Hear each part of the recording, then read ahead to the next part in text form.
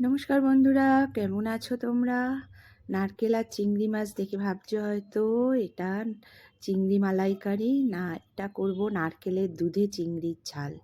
দারুণ সুন্দর টেস্টি একটা ডিশ, অবশ্যই একবার বাড়িতে বানিও। চিংড়ি মাছগুলো দেখো একটুখানি হলুদ জলে আমি একটু ভাপিয়ে নেব। একটু হালকা এটা ফুটে গেলে তারপরে নামিয়ে নেব।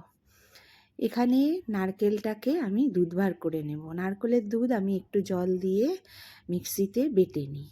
বেটে নিয়ে এবারে ছাঁকনি দিয়ে ছেঁকে নেব। এইভাবেই নারকেলের দুধটা আমি বার করি। দেখো কত ঘন দুধটা এইভাবে বেরিয়েছে। দেখতেও খুব সুন্দর হয় আর খুব ঘন হয়। এবারে চিংড়ি মাছগুলো দেখো হয়ে গেছে। একটু ঠান্ডা করে চিংড়ি মাছগুলো জল ঝরিয়ে তুলে নিলাম।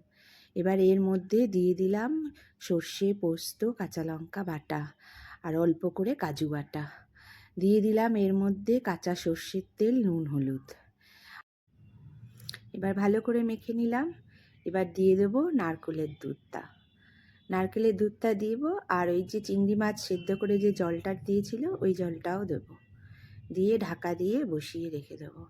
এত সুন্দর অসাধারণ এটা খেতে হয়, মানে ভীষণ ভালো লাগে খেতে। আর নারকেলের দুধের একটা গন্ধ আছে, সঙ্গে কাজু বাটা, দারুণ সুন্দর টেস্টি। এই দেখো বন্ধুরা, ঢাকা দিয়ে রেখে দিয়েছিলাম, তৈরি হয়ে গেল। দারুণ সুন্দর, খুব তাড়াতাড়ি রান্না হয়ে যায় আর ভীষণ টেস্টি খেতে লাগে। কেমন লাগলো বন্ধুরা?